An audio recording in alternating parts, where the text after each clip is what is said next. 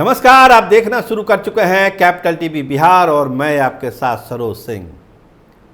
पहाड़ों में घूम रहे हैं अशोक चौधरी, लेकिन उनको ये अभी एहसास नहीं है कि जब वो पटना आएंगे तो उनको कितनी राजनीतिक गर्मी का सामना करना पड़ेगा, क्योंकि उनके तथाकथित समर्थकों ने, शुभचिंतकों ने एक अच्छी खासी बैटिंग झारखंड चुनाव को लेकर उनके लिए कर रखी है, क्योंकि झारखंड के वो प्रभारी थे और मिला है कुल जमा 2 सीटें।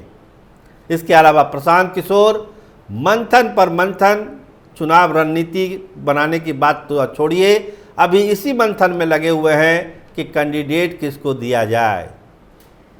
एसके सिंह का जो पेच फंसा है, अब कहा जा रहा है कि आनंद मिश्रा के खास किरण को वहां से प्रत्याशी बनाया जा सकता है, क्योंकि तकनीकी मामला एसके सिंह का फंस चुका है।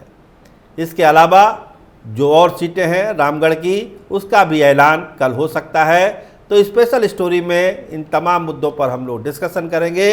और सबसे बड़ा इशू जो आज की तारीख में है, क्या आरजेडी खाली हाथ लौट रही है झारखंड से, तो इन तमाम मुद्दों पर बात करते हैं। शुरुआत करते हैं अशोक चौधरी से। 2 सीटें ही मिली है, प्रभारी झारखंड के थे। खीरू महतो को एक ओहदा भी दिया गया था बिहार में, नीतीश कुमार ने उनको तवज्जो दी थी, लेकिन तमाम चीज़ों के बावजूद झारखंड में जनता दल यूनाइटेड 2 सीटों पर सिमट गई।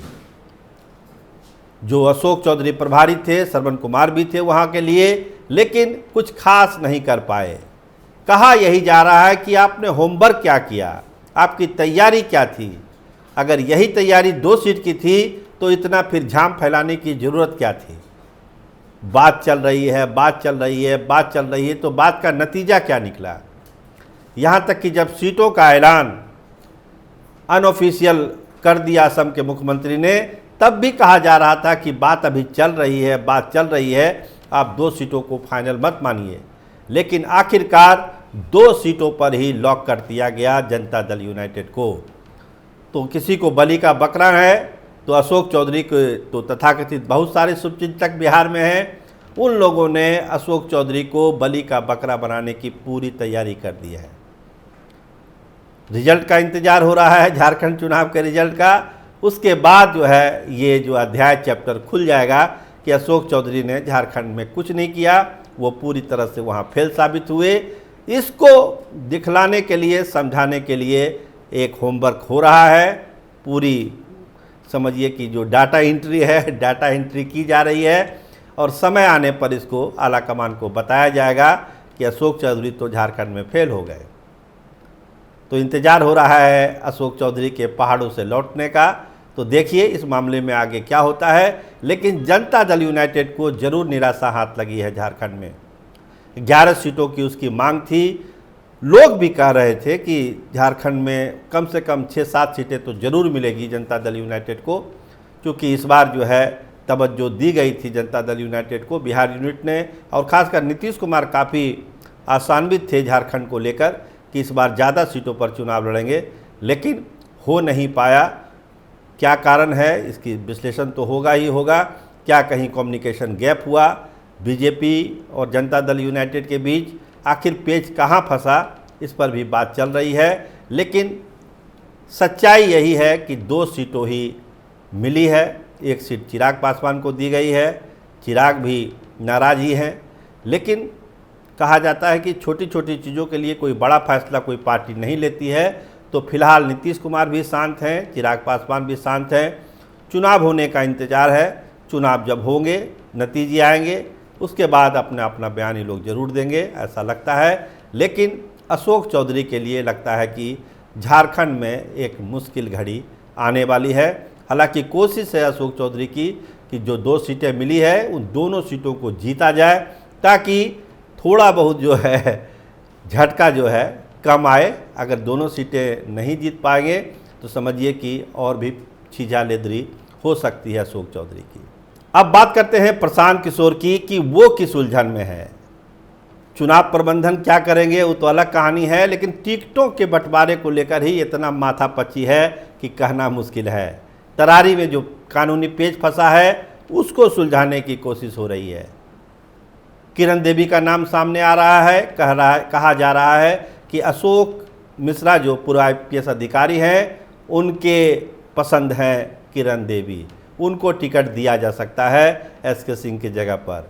लेकिन उनके ही पार्टी के लोग सवाल उठा रहे हैं कि ये नौबत आई क्यों, SK सिंह का वोटर लिस्ट क्यों नहीं चेक किया गया, क्या कानूनी जानकारी का कोई अभाव रह गया या जानबूझकर ऐसा किया गया। लोग यहाँ तक कह रहे हैं कि उनके ही पार्टी के लोगों ने ये डिस्क्लोज किया कि वोटर लिस्ट में उनका नाम नहीं है। क्या प्रावधान है सभी को पता है। अब तो लोग यहाँ तक कह रहे हैं कि SK सिंह का तो नॉमिनेशन करा देना चाहिए। जिस तरह से कल प्रशांत किशोर ने आरोप लगाया कि बालू माफिया, शराब माफिया चुनाव नहीं लड़ना दे चाहते हैं SK सिंह को, तो उनको तो नॉमिनेशन करा ही देना चाहिए। और उसके साथ साथ एक डमी का भी, अगर किरण देवी की ही बात हो रही है तो किरण देवी का भी नॉमिनेशन करा देना चाहिए। अगर उनका रिजेक्ट हो गया तो फिर किरण देवी तो कैंडिडेट है ही। एक कहने का मौका तो प्रशांत किशोर को मिलेगा कि भाई सरकार हमको तंग कर रही है, हमको चुनाव लड़ने नहीं दे रही है, SK सिंह जैसे साफ सुथरे लोगों को जो है दरकिनार किया जा रहा है, उनको तंग किया जा रहा है, कानूनी पचड़ा है, इसमें हम क्या कर सकते हैं। तो सरकार पर एक हमले करने का अवसर प्रशांत किशोर क्यों खो रहे हैं। उनको तो नॉमिनेशन कराना चाहिए SK सिंह का, साथ साथ दूसरे कैंडिडेट जो संभावित जिसकी चर्चा है किरण देवी का, उनका भी कराना चाहिए तरारी से, ताकि लड़ाई मजबूती से हो, एक आधार भी हो सरकार के खिलाफ। तो खैर प्रशांत किशोर इस पर फैसला करेंगे, ये तो उनके समर्थकों की राय है जो हम आपको बता रहे थे। बेलागंज में देखिए क्या होता है, क्या कैंडिडेट वही रह जाते हैं या फिर कैंडिडेट बदला जाता है, इस पर भी एक चर्चा भी है। क्योंकि जो लड़ाई है आप सब समझ रहे हैं कि बहुत ही कठिन लड़ाई है। और अब जब इमामगंज से जो है और बेलागंज से जो है AIMIM ने भी अपने कैंडिडेट को घोषित कर दिया है, तो मतलब साफ है कि मुस्लिम वोटरों का बंटवारा होना ही होना है।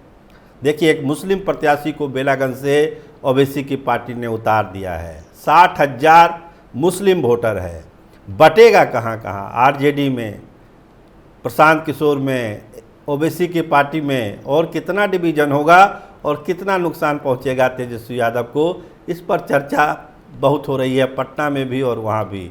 और जैसे ही AIM ने अपने कैंडिडेट का ऐलान किया, इसके बाद ये चर्चा और जोर पकड़ रही है कि क्या बंदरबाट हो जाएगी मुस्लिम वोटों की। तो खैर कल एक ऐलान होना है प्रशांत किशोर की तरफ से, जिन जिन सीटों पर कैंडिडेट बच गए हैं या बदले जाने हैं उसका ऐलान कल कर दिया जाएगा। आज रात की भी बात है, नहीं हुई तो कल तो हर हालत में उसका ऐलान प्रशांत किशोर करने वाले हैं। लेकिन पटना में जो चर्चा है कि तेजस्वी यादव क्यों खाली हाथ झारखंड से लौट रहे हैं, दिक्कत कहाँ आ गई, या जमुई से सीधा चले गए रांची, क्या उसके पहले कोई होमवर्क हुआ था या नहीं हुआ था, या सीधा सीट बंटवारे पर ही बात करने गए थे। लोग पूछ रहे हैं कि राष्ट्रीय जनता दल सरकार में थी, सरकार के बाहर थी, कितना आंदोलन जनता के लिए उन्होंने किया, कितने पार्टी के प्रोग्राम हुए झारखंड में राष्ट्रीय जनता दल के, इसका भी जवाब तेजस्वी यादव को देना चाहिए। केवल टिकट मांग लेना ही सब बड़ी बात नहीं है। और हेमंत सोरेन और कांग्रेस का जो अप्रोच रहा है वो आपने देखा ही, 7 सीटों पर लॉक कर दिया गया है तेजस्वी यादव को। तो एक झटका तो उनको मिला ही मिला है, पूरी पार्टी वहाँ पर थी और सब खाली हाथ लौट रहे हैं पटना। तो मतलब साफ है कि घोर निराशा वाली स्थिति है, और इस घोर निराशा वाली स्थिति में कैंडिडेट के जीत हार का क्या होगा आप खुद समझ सकते हैं। और सबसे बड़ी बात, बिहार में जब सीटों बंटवारे की बात होगी उसमें कांग्रेस का क्या होगा, इस पर भी चर्चा बहुत तेज़ हो गई है पटना में कि तेजस्वी यादव तो छोड़ने वाले हैं नहीं, और मनोज झा और संजय यादव जो उनके सलाहकार हैं वो उनको छोड़ने भी नहीं देंगे, क्योंकि जो बेइज्जती हुई है झारखंड में इसका बदला तो वो बिहार में ही ले सकते हैं। तो ढेर सारी राजनीतिक खबरें आज है पटना में भी, रांची में भी, हम उसकी चर्चा करते रहेंगे। लेकिन अशोक चौधरी एक बड़े संकट में घिरने वाले हैं। एक बड़ा आरोप उन पर लगने वाला है कि झारखंड का मिशन वो ठीक से नहीं कर पाए, जिसकी वजह से 2 सीटों पर ही जनता दल यूनाइटेड को लॉक करना पड़ा। और जो बाय इलेक्शन होना है और जो झारखंड का चुनाव है, इन तमाम सीटों पर समीक्षा के लिए 28 तारीख को एक बड़ी बैठक नीतीश कुमार ने पटना में बुलाई है, जिसमें इन तमाम चीज़ों का डिस्कशन होगा कि अगर झारखंड में कम सीटें मिली है तो क्यों मिली, और जो मिली है उसको जीता कैसे जाए। बाई इलेक्शन जो है एक कैंडिडेट अपना है, बाकी गठबंधन का है, तो सब कैंडिडेट को कैसे जिताया जाए, इस पर एक गहन विचार विमर्श 28 तारीख को पटना में नीतीश कुमार करने वाले हैं। देखिए उसमें अशोक चौधरी अपना क्या पक्ष रखते हैं। आप देखते रहिए कैपिटल टीवी बिहार। आपका बहुत धन्यवाद, आपका बहुत बहुत शुक्रिया।